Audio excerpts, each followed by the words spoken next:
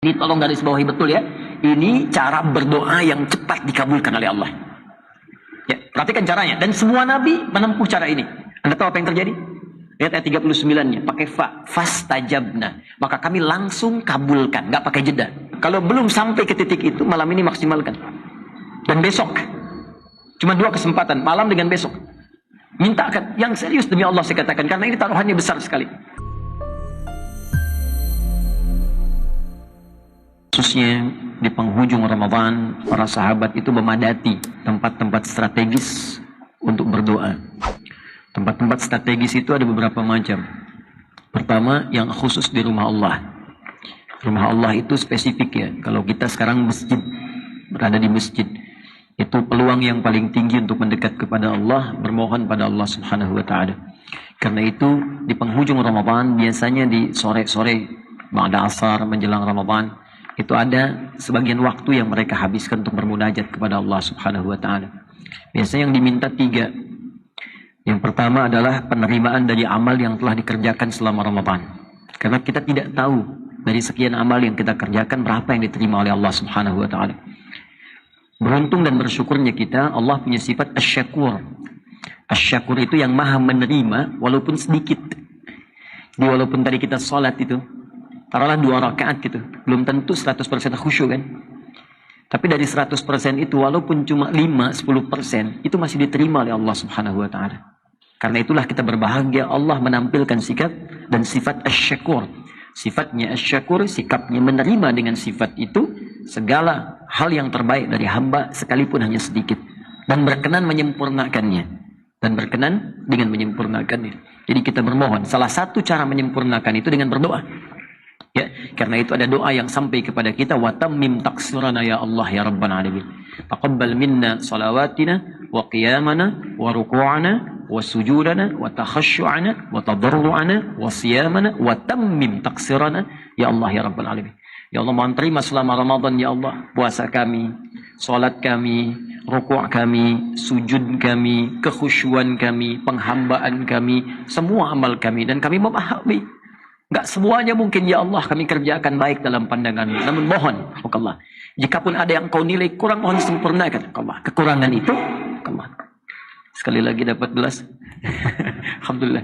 Mohon sempurnakan ya Allah kekurangan itu dengan segala kemuliaan dari sisi-Mu. Itu yang pertama.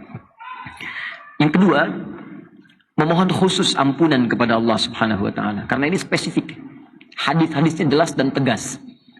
Ya, jelas menampilkan tawaran ampunan setiap detik selama 30 hari Ramadan. Kalau kita lalui 30 hari ini.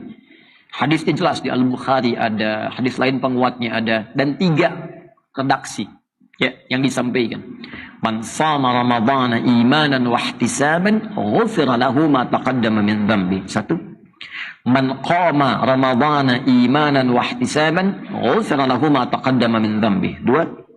Man qama lailatul qadri imanan wa ihtisaban ghufira lahu ma taqaddama min dhanbi. 3. Sehingga saking jelasnya ini Nabi sendiri mempraktekkan. Setiap malam beliau memohon kepada Allah, khususnya di jeda-jeda antara 2 rakaat salat tarawih itu. Allahumma innaka afuwun tuhibbul afwa fa'fu anni. Ya.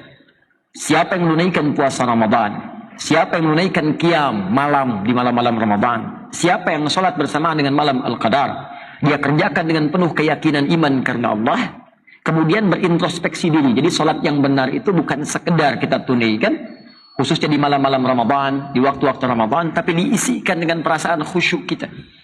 Dan hadisnya mengatakan wahtisaban, ikhlas, sekaligus ada unsur muhasabahnya. Diisikan penghambaan pada Allah Subhanahu wa Ta'ala. Ya, di situ kita bermohon kepada Allah, di antaranya ampunan dosa. Karena itu banyak dalam bacaan sholat itu mengandung permohonan ampunan kepada Allah sejak iftitah. Allahumma ba'id baini wa baina khataaya, itu kan minta dihapuskan kesalahan, minta ampun. Ataupun yang menggunakan wajah tu kan di antara kalimatnya nanti ke ujung setelah wa ana minal muslimin atau wa ana awwalul muslimin, ya, ada kalimatnya Allahumma innaka anta rabbi wa ana 'abduk. Allahumma zalamtu nafsi wa ataraftu bi dhanbi faghfirli fa innahu la yaghfiru dhunuba illa ant.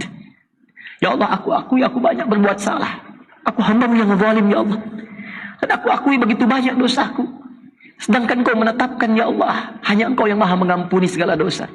Maka dengan sifatmu ya Allah yang maha pengampun, aku mohon segala ampunanmu. Itu baru iftitah. Belum ketika kita dalam rukuk, dalam sujud, duduk di antara dua sujud, itu kalimat ighfirli, minta ampun ada. Subhanakallahumma bihamdika Allahumma ighfirli, Rabbi ighfirli, warhamni, wajburni, dan seterusnya. Minta ampun. Nah, orang kalau minta ampun kan merasa banyak salah kan? Gak mungkin orang minta ampun kalau gak merasa punya dosa. Anda minta maaf pada orang karena merasa ada yang salah. Kita minta ampun kepada Allah karena merasa punya dosa. Jadi kalau cuma di lisan ya Allah ampuni tapi nggak merasakan dosanya apa, itu getarannya kurang ke jiwa. Karena itulah kemudian hal yang paling penting kita pastikan kita mendapat ampunan Allah Subhanahu wa taala. Kalau belum sampai ke titik itu, malam ini maksimalkan. Dan besok cuma 2 kesempatan, malam dengan besok.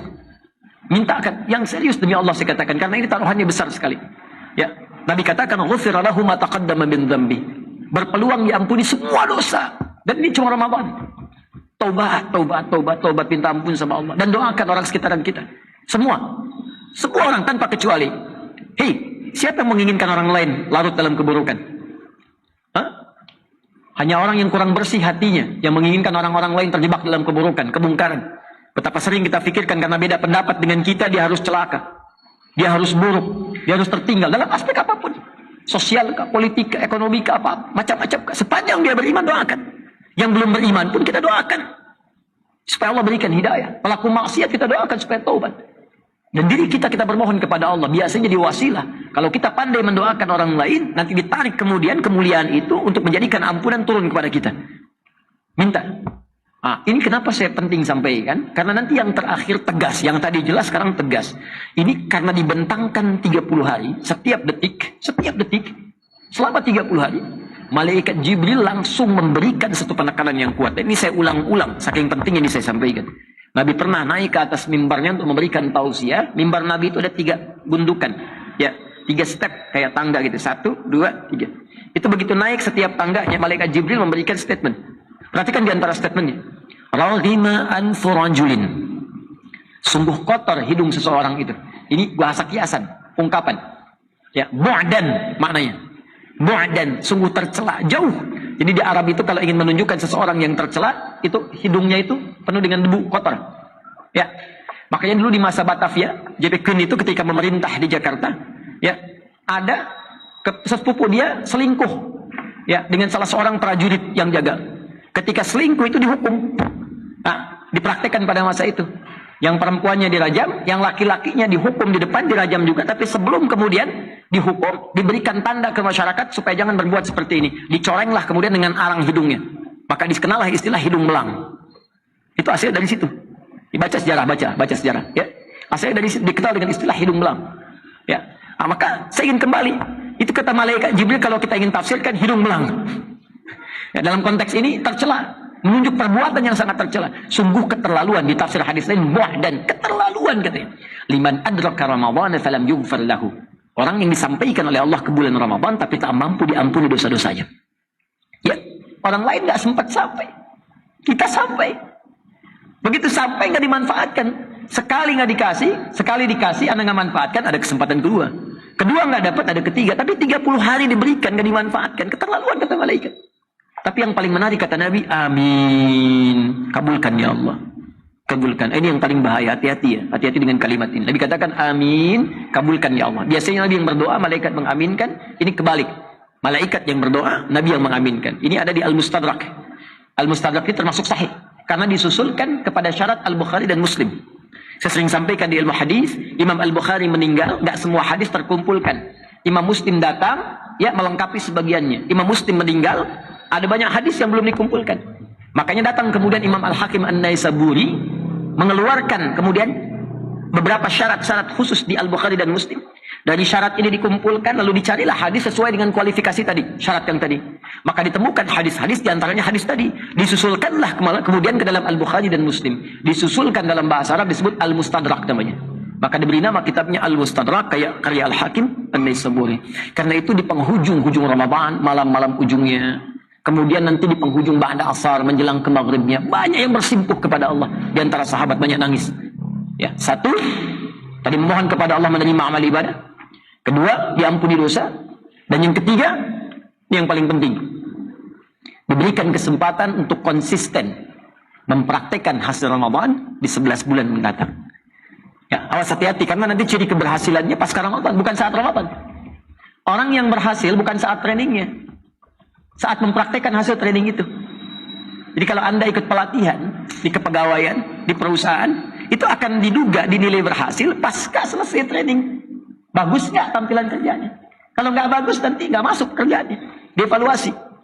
Sama persis dengan kita saat Ramadan. Kalau kita ingin membuktikan kepada Allah berhasil pasca Ramadan, ya, litasyi'a, untuk meluas fawaid Ramadan fi jami'il awqat. Semua manfaat Ramadan di setiap waktu. Itu faedahnya kemuliaan satu waktu.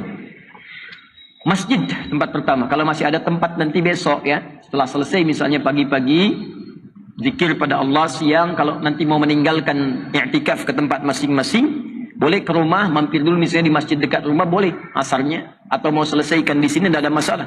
Atau kalau tidak sempat, kalau di beberapa masjid ada protokolnya, zona merah yang sangat kuat dan kita menghormati itu, maka ambil di rumah dengan spesifik satu tempat.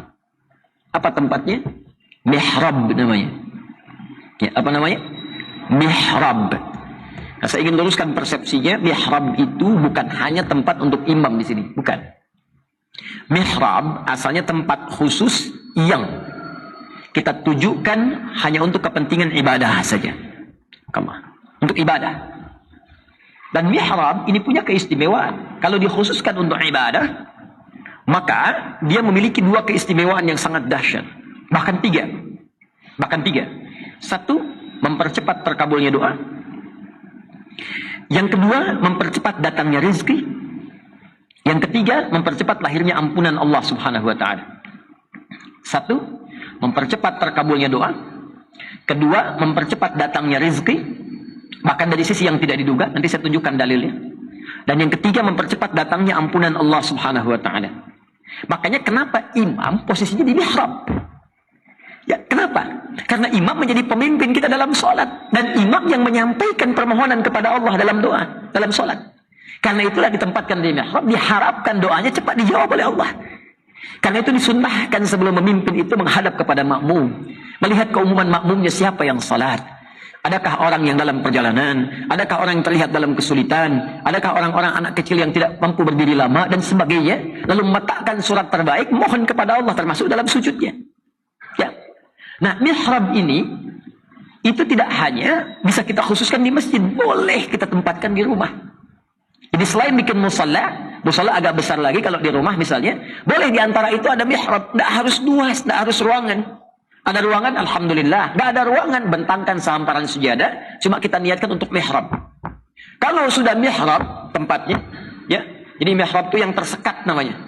Ya, yang tersekat bisa dengan konteks tekstual disekat ya dengan pintu, dengan ruangan, bisa jadi majas ya. Artinya apa? Kita bentangkan sejadah, cuma sekat dengan area sejadah itu, nggak boleh kita berlaku di situ selain ibadah. Makanya handphone keluarkan. Ya, jangan ngobrol, jangan macam-macam dunia, makan macam-macam, apalagi besok kan masih puasa, handphonenya keluarkan, lu fokuskan ibadah di situ. Kalau bisa kita lakukan, apa yang terjadi? Perhatikan teman-teman sekalian, ini yang dilakukan oleh Imran dengan Hannah. Sampai diabadikan dalam Al-Quran di ayat 37. Saat Imran dengan Hannah itu bukan Nabi, bukan Rasul. Makanya diberi oleh Allah contoh yang bukan Nabi, bukan Rasul, supaya kita tiru. Dan Anda tidak berkata, itu kan Nabi, itu kan Rasul. Sekarang Allah sebelum kita bertanya menjelaskan, ini bukan Nabi, bukan Rasul. Disiapkan Maryam untuk menjadi hamba yang saleh. Ya, salihah, dekat dengan Allah, rajin ibadah. Apa yang terjadi? Diberikan salah satu mihrab. Selain dibimbing oleh orang yang saleh dan pintar. Jadi kalau anak kita mau dekat dengan Allah, carikan orang yang saleh dan pintar. Bukan pintar saja, tapi saleh. Bukan saleh saja, tapi pintar. Saat itu yang paling pintar dan saleh Nabi Zakaria. Sekolahkan di tempat yang mendekatkan kepada Allah. Maaf, lompat sedikit saja. Anda ingin anak Anda dekat dengan Allah, rajin sholat. Tapi Anda sekolahkan di tempat yang tidak mengajarkan sholat. Kan tidak nyambung. Anda ingin anak Anda ahli Quran, tapi disekolahkan di sekolah yang bahkan tidak mengajarkan Quran, dan tidak nyambung. Nah, sekarang kembali, mihrab. Begitu dibuatkan mihrab oleh Imran dan Hannah, apa yang terjadi? Ayat 37 saya bacakan cepat. Fataqabbalaha rabbuha biqabulin hasanin. Maka diterimalah ikhtiar itu oleh Allah. Jadi baru kita bikin dengan niat yang ikhlas. Innamal a'malu binniyat. Kembali ke niat kita. Begitu kita ikhlaskan karena Allah, diterima oleh Allah. Wa ambataha nabatan hasana wa kafalaha Zakaria. Kisah Maryam, Lalu dirawat oleh Nabi Zakaria, diperhatikan tadi yang saya sampaikan. Ya, apa yang terjadi? Diperhatikan oleh Allah. Jadi orang-orang yang spesifik menyiapkan diri untuk mendekat kepada Allah dapat perhatian Allah. Dan tidak mudah mendapatkan perhatian Allah. Anda ingin mendapatkan perhatian pimpinan di kantor, di perusahaan, atau dalam kehidupan sosial, mencari sesuatu kan? Kita sekarang mendapat perhatian Allah itu mahal. Maka ketika perhatian Allah diberikan, apa yang terjadi? Kullama dakhala 'alaiha Zakariyal mihrab wajada 'indaha rizqa. Qala ya Maryam anna laki hadha? Qalat huwa min 'indillah. Innallaha yarzuqu man yasha' bighairi hisab. Setiap kali Nabi Zakaria masuk ke mihrab itu, mendapati semua kebutuhan Maryam, rizki. Tadi yang saya katakan, mihrab mempercepat datangnya rizki. Ditanya oleh Nabi Zakaria, dari mana semua ini? Saya kan baru mengantarkan makanan, ada makanan. Saya mau mengantarkan baju ganti, sudah ada baju ganti. Semua ada. Dia berkata, Maryam berkata, semua dari Allah. Allah akan memberikan rizki tanpa batas pada siapa yang dia kehendaki. Ini saya mau ajarkan fikihnya sedikit, mohon izin ya. Atau menyampaikan, maksud saya menyampaikan apa yang guru kami pernah ajarkan. Ya, mohon maafkan saya, menyampaikan kembali apa yang guru kami pernah ajarkan. Perhatikan baik-baik. Kalau ada kalimat begini di Quran, mayyasha, mayyasha, siapa yang dikehendaki. Maka jangan batasi ayat itu pada keterangan kisahnya. Karena kaidah di ulumul Quran bab asbabun nuzul mengatakan al-ibratu bi'umumil lafzi la bi khususis sababi. Hikmah itu, keutamaan itu, kebaikan itu sepanjang tidak dikhususkan lafadznya pada kejadian tertentu, maka dia berlaku umum walaupun kisahnya dicontohkan pada satu kasus. Jadi cara memahaminya begini, kata Maryam, Allah akan memberikan rizki kepada siapapun yang dia kehendaki. Jangan batasi diri Maryam. Caranya adalah, jadilah orang yang termasuk dikehendaki oleh Allah seperti Maryam. Itu caranya. Nah ini yang dibaca Nabi Zakaria. Saya masuk pada bagian kedua kemuliaan mihrab. Nabi Zakaria baca, oh Maryam dikehendaki oleh Allah. Dapat sesuatu tanpa batasan. Bighairi hisab, tanpa batas. Qadar Allah, Nabi Zakaria pada saat itu punya keterbatasan. Kata medis, secara klinis gak mungkin punya keturunan. Istrinya divonis maaf, menopause dan mandul, beliau sudah sepuh. Rambut memutih, fisiknya sudah letih. Maka apa yang beliau simpulkan? Saya walaupun nabi, ada satu yang saya belum punya, seperti Maryam. Apa itu? Mihrab khusus. Maka sholatlah di situ, minta sama Allah. Ini yang mau saya katakan, mihrab mempercepat terkabulnya doa. Maka ayat 38-nya Nabi Zakaria sholat di situ. Hunalika da'a Zakaria rabbah. Maka Nabi Zakaria sholat di situ bermohon kepada Allah Rabbnya. Qala Rabbi habli min ladunka dzurriyyatan thayyibah. Ini tolong garis bawahi betul ya. Ini cara berdoa yang cepat dikabulkan oleh Allah. Ya, perhatikan caranya. Dan semua nabi menempuh cara ini. Saya keluarkan dari Al-Quran. Ya, saya sedang siapkan satu buku. Ya, doa-doa nanti dalam Al-Quran yang pernah dipraktekkan para nabi dan rasul. Kemudian di ujungnya ditutup statementnya oleh Allah. Bila ada yang mencontoh ini, maka Allah akan mengabulkan dengan pengabulan yang sama seperti yang dikabulkan pada sebelumnya.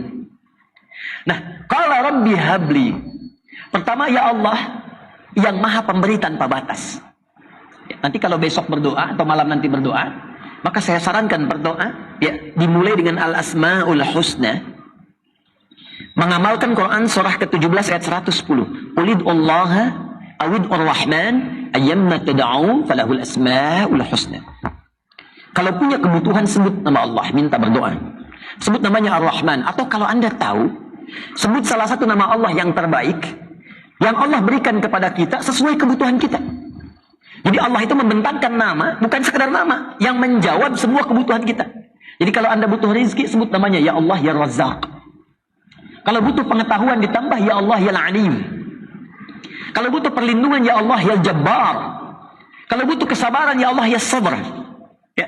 Maka Nabi Zakaria kan tadi divonis terbatas, gak mungkin punya keturunan. Maka beliau mesti menyebut nama Allah pemberi tanpa batasan. Nama Allah yang memberi tanpa batas disebut Wahhab namanya. Wahhab.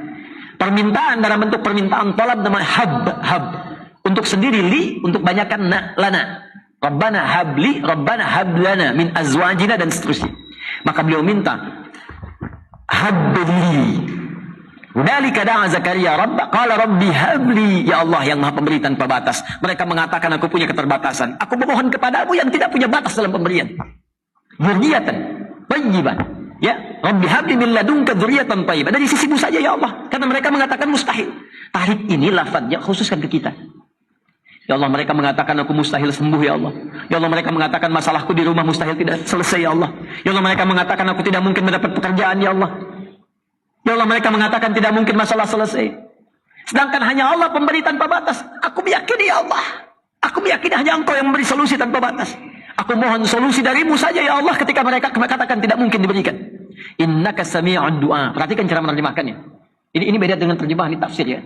Innaka sami'ud du'a, sungguh aku meyakini hanya Engkau yang mampu mengabulkan doa. Kalau pada yang maha mengabulkan doa saja, yang maha mendengar doa tidak dikabulkan, lantas kepada siapa lagi aku mesti meminta? Anda tahu apa yang terjadi? Lihat ayat 39-nya, pakai fastajabna. Maka kami langsung kabulkan, nggak pakai jeda. Karena itu besok, kalau nggak di masjid, ya menjelang ba'da asar, boleh jeda sebentar, gitu kan? Tilawah, zikir, istighfar. Nanti menjelang ke maghrib itu enak tuh suasananya. Anda akan dapatkan keheningan tersendiri dalam hati itu. Ada getaran. Memang kadang-kadang ada kesedihan. Tapi juga disertai kebahagiaan. Seperti pertanyaan saudari kita beberapa waktu lalu itu. Ada kesedihan tapi ada kebahagiaan. Setelah itu tiba kemudian ada air mata. Itu begitu air mata mengalir sertai dengan doa. Disitulah titik bagaimana Allah memberikan rahmat kepada kita. Minta ampunan, minta kabulkan doa. Maka silahkan lihat bagaimana reaksinya. Ya. Yang di rumah kalau sudah pulang esok misalnya asar mau buka dengan keluarga, ini biasa di akhir-akhir biasanya kalau i'tikaf selesai ya, di antara sahabat juga ba'da asar ada yang keluar ya, kemudian memperbanyak takbir kepada Allah, kemudian baru kembali lagi untuk berzikir memohon ampunan di penghujung menjelang maghrib.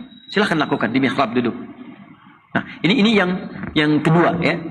Nah kemudian persiapan setelah itu takbir udah senang. Saya dengan teman-teman tuh dulu masya Allah ya, setiap Ramadan tuh suka teman-teman kabari lagi, ayo yuk masuk yuk masjid itu. Gak usah pimpin macam-macam, gak usah berjamaah, sendiri-sendiri aja. Sampaikan, ada yang ke pojok, ada yang di mana masing-masing gitu. Ada kebahagiaan tersendiri lah, terutama ketika adzan begitu di puncaknya air mata mengalir, Allahu Akbar, Allahu Akbar. Tiba-tiba kemudian kita mengatakan Allahu Akbar. Allahu Akbar. Ramadannya sudah selesai. Tapi ada bahagia gitu. Nah, baru setelah itu sirna, ba'da isya kita bisa bertakbir gitu. Allahu Akbar, Allahu Akbar, Allahu Akbar.